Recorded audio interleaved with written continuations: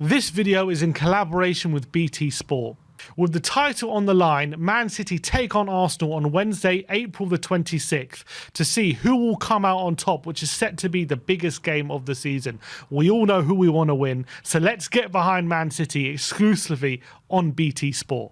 BT Sport will also be showing every single Premier League midweek game between Tuesday the 25th of April and April the 27th, including Spurs versus Man United on Thursday evening, so check it out. With the BT Sport monthly pass, you can watch 30 days of BT Sport contract free for just $29.99. For more information, go to bt.com/sport/monthly-pass.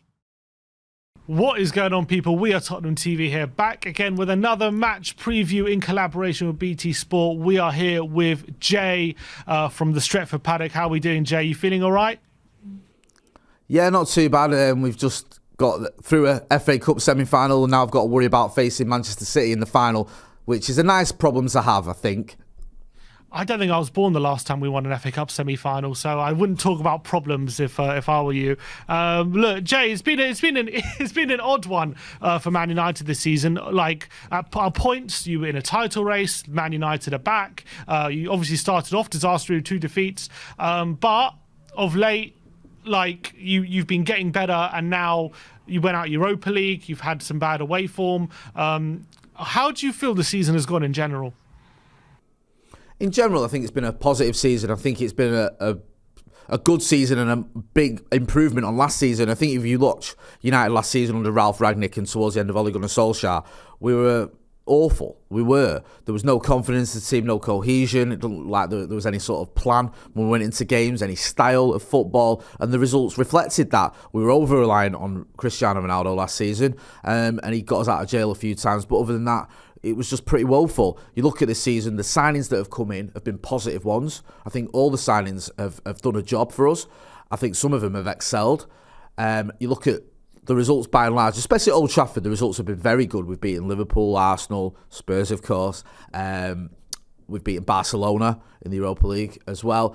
And we've won a trophy. And I think going into this season, if you said to me, we're going to win a trophy, we're going to be looking quite good for top 4 as well, I know we're not there yet, then I would have considered that a good season. We've done that, and we've still potentially got the addition of an FA Cup. Now, I know it's going to be very difficult against Manchester City, but that is a good season for me, especially when you look at where we were coming from last season. And people might go, well, he spent a load of money, Eriksen.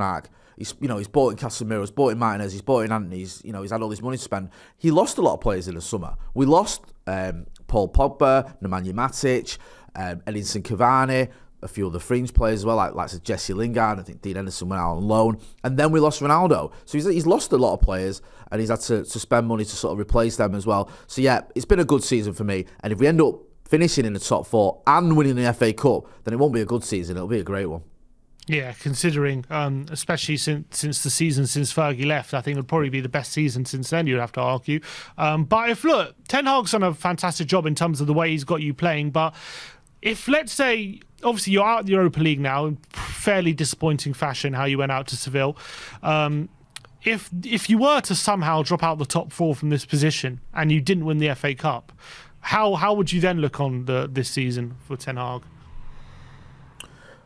It'd be a massive disappointment because of the way it's panned out. I mean, if we was to drop out of the top 4 now and then to lose, obviously, the FA Cup final to Manchester City, especially if they, I hate saying this out loud, but it's true, if they were on for a treble, then yeah, that would disappoint me, because I think it'd be difficult to just look at it and go, okay, well, we've ended the trophy drought, and we inherited a mess, or Eriksen inherited a mess, and we've at least won a trophy. Because we've been so strong for so long in this season, for it to peter out in that fashion that you're speaking about, yeah, there's no denying that. That'd be a disappointment. I think we're in a good position at the minute. I don't think that necessarily from the majority of fans, the worry I have with Erik ten Hag is if you get a new owner in, which we are expecting to happen in the summer, they don't necessarily owe the manager anything. That might not be their choice, their preferred choice. And we saw it with Todd Boehly at Chelsea, where he just didn't like Thomas Tuchel for whatever reason. They just didn't gel, and he couldn't wait to get rid of him. And then what might happen is, because you've got that pressure on you, if Erik ten Hag goes through a rough patch next season, it could be the excuse the owners need to get rid of him. Where I believe if you stick with Erik ten Hag, you back him properly, he will win a title with Manchester United. And, it was about, I would say about 18 months ago when you sacked Ole Gunnar Solskjaer and you brought in Ragnick, and there was a lot of talk of Conte to Man United at that time. And Gary Neville famously said, I wouldn't have Conte. He's a manager who'll be there for 2 years and he'll burn out the players. And obviously how it went for Man United and Spurs last season was looking to prove Neville wrong at that point. People thought, well, you probably should have gone with Conte. But looking at it now, are you relieved that Man United didn't go near Conte? Yeah, the issue I had with Conte is it felt very much like a similar sort of appointment of Jose Mourinho, where he's someone who comes in short term, probably win you something, get you challenging, and then, as Gary Neville rightly pointed out, within 2 seasons he's gone, and he doesn't really leave a team or a club that's in a stronger position than when he arrived. A lot of the time with Jose and a similar thing with Conte, they might bring in players who are just past the peak or at the peak there and then they don't really focus on the youth as much. I know it's slightly different with the 2 managers, but they don't.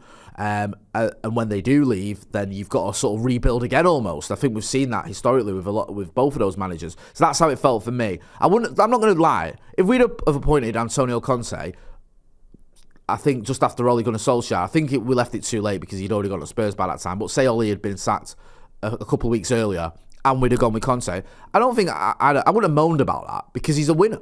He wins trophies. He's won titles. He won a title in England. So I would have been like, okay, yeah, this is how we're going. But of the 2, I got the idea of Erik ten Hag, and I preferred that myself because I thought, as a club, as Manchester United, we have to start thinking more long term. We haven't done it since Fergie. And just handing someone a long-term contract like doing Moyes isn't thinking long-term. You have to have a plan in place. And it looks like we've kind of got one of those at the minute. We have a bit of a plan in place. I just thought we can stick to it. Talk about the top 4 race. As a Spurs fan, considering we got absolutely battered 6-1 by Newcastle on Sunday afternoon, 5-0 down after 20 minutes. When you're looking at that top 4 race, are you even worried about Tottenham? Do you think Tottenham are a threat to you? Or when you consider Man United dropping out the top 4, is it maybe an Aston Villa or a Brighton or a Liverpool that you're more worried about? I think Spurs have this knack of getting in top 4, even when things don't always look great for them. You can get results, and it's easy to look at it now and go, okay, you've had 2 bad results. I think it was the Bournemouth game and the Newcastle game, but you've still got good players. You've still got arguably some world-class players. So there's always a, like you sort of say, the boxers sort of puncher's chance that you can get your act together and challenge again and get back into that top 4. So I wouldn't count Spurs out, and I think the one thing you've got over the likes of a Brighton or a Villa or whatever, is you've got that experience, you've got players who've been in this position before and managed to get over the line. It wasn't that long ago. I think last season some people were writing off Spurs for the Champions League places, and you did it. So I'm still wary of Spurs. I am. But I think, in all honesty, if you are going to make top 4, I think you need to beat us at your ground. I do. I don't see a scenario where you don't take all 3 points and you still get top 4. I wish I had your confidence. You're probably more confident than any Tottenham fan of getting top 4, I can assure you. I wish it was just 2 bad performances that we're talking about, but we're talking about giving up a 3-1 lead away at Southampton a few weeks ago, which Conte sacked himself over. We're talking about have 1-0 up against Everton and they get a man sent off and we still couldn't hold out that result. We're talking about losing at home to Bournemouth and then obviously getting battered by Newcastle. And we got no manager at the moment. The players apparently lost faith in our interim. We're looking at an interim of the interim. That's what we're looking at right now. Apparently we're going to sack our interim and appoint another interim. So I personally I wish I could share your belief that there's any chance we can get it. I agree, if they are going to get it, it has to be 3 points on Thursday. Considering your away form, to be honest, that has to be a bit of concern, because I don't remember the last time. I think you beat Forest recently, but your away form has been a bit shoddy. You did obviously get battered 7-0 by Liverpool. I think maybe even more alarmingly was that 3-0 defeat to Sevilla, which was a game where you really thought you could turn up with. Are you having similar worries going into Thursday, that away form, how bad it's been, or are you looking at our form and thinking we should be all right? Well, when you mentioned those games that you spoke about, it does give me a little bit of confidence there, because I'd forgotten or missed a few of them, to be honest with you. I did see the Everton game, and you're right. I thought that Everton would have the taking, and I thought, you just didn't turn up. But United against, I think it's the top 9 teams in the Premier League who we've played away from home, we've lost them all. We haven't even taken a point from those games. And in some of the matches, as you pointed out, we've been battered. And it's not just the Liverpool game, which is obviously horrendous. The City game, the Brentford game. we lost that. I know it was early on in the season before some of our signings had come in and before Erik ten Hag had really got a grip of the squad. But it's still a heavy defeat. And there's been one or two others as well where we've put in poor performances. Newcastle away is one that springs to mind. So that, if I was a Spurs fan, would give me some confidence because United don't travel well against the top teams. But like you mentioned, we have beaten teams. We're beating Forest. We've beaten Newcastle at Wembley. We can go away from Old Trafford and get a result. We drew with Barcelona at the Nou Camp. So it's not beyond us to sort of get results away from home. It's just that top half of the table where we've struggled. But I think when you look at Nottingham Forest, when you look at Spurs' form, you look at the fact that Manchester United have had some results, and you look at the sort of the fortunes of the two clubs, then yeah, I do think we can get something out of this game. And I also think, looking back at that game at Old Trafford, that was a really good performance when we played you guys, when we played Spurs. It was a great atmosphere. I know it's obviously going to be different because it's away, but I felt like that was a real sign that Erik ten Hag was getting his team to play the way he wanted to play. And that's one of my most enjoyable matches in recent years as a United fan, to be honest. Yeah, I have to say I was there that night. I actually had a horrific way home, whatever, so story for another time. But I remember that was one of the games when it really started to unravel for Spurs this season, because we actually had the best start to a season ever this season when you think about it, because after 10 games we had more points than we ever had in any other Premier League season after 10 games. And then I think that was the 12th game, I think, the United game. And ever since then, I think our form, if you take a league table since that game, I think we're like in the bottom half or mid-table. Like, we're really, really poor. And it was one of the early games where I think we started to become clear maybe we're not as good as we'd hoped. Talk to me about a player who Tottenham fans know a lot about, is Christian Eriksen. He's obviously been at Man United the whole season. Getting a lot of praise. Are you enjoying his performances? I'm loving them. I really am, and I've been surprised at just how good he was, or he is, I should say. When I saw him, obviously at Spurs, I saw him at Brentford. I thought he was a very good player. He came in on a free, and I remember when we were linked with him, there was there were reports that he hadn't made his mind up whether he wanted to stay at Brentford or come to Manchester United. And I remember thinking, okay, if he doesn't come to United, it's not the end of the world. That's my sort of attitude towards him. And now I'm so glad he did decide to come to Manchester United, because he's so important to the way we play. He's been such an integral part of our success this season. He obviously got an injury at the Reading game, Andy Carroll, with a horrendous challenge, and we've missed him. When he had a few months off, because early on in the season especially, he was vital to us. And I think before he got injured, he had the second most assists in the Premier League behind Kevin De Bruyne, which shows you just how effective he'd been for us. And it's just the little things he does, the way he sort of controls the tempo of the game. He always seems to pick the right pass, whether it's a short one or a long one, and he's become a focal point of this Manchester United team. So I'm glad he's back from his injury. I think he's still finding his fitness a little bit. He didn't have a great game against Brighton. It was arguably his worst game for Manchester United, but I think there's a bit of a fitness issue there where he's getting back to match fitness. But yeah, I'm chuffed to bits that we've got Christian Eriksen, because he's been great. I want to talk to you actually about the ownerships, because we are two supporters of two clubs who absolutely, despise their owners pretty much. I mean, one more than the other, I'd say, because Man United, the fans have really rallied, united in that sense to try and force the Glazers out. They'll protest inside the stadium. There was, breaking into the stadium. I remember that wasn't so long ago.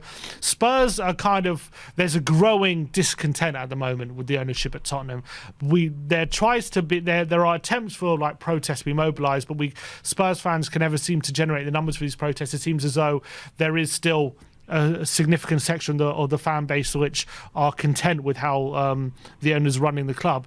As a fan of Man United who really doesn't like their owners, when you look at Tottenham, obviously you're not going to know all the specifics of Tottenham, the Tottenham ownership and how they run their club. But from an outsider, what do you think of the Spurs ownership and ENIC and Daniel Levy from what you see? There's a lot that goes on that doesn't make any sense to me at Spurs. And, I don't, like you said, I don't know the ins and outs and the machinations of what is going on behind the scenes. But there just seems to be some slightly odd decisions that are made.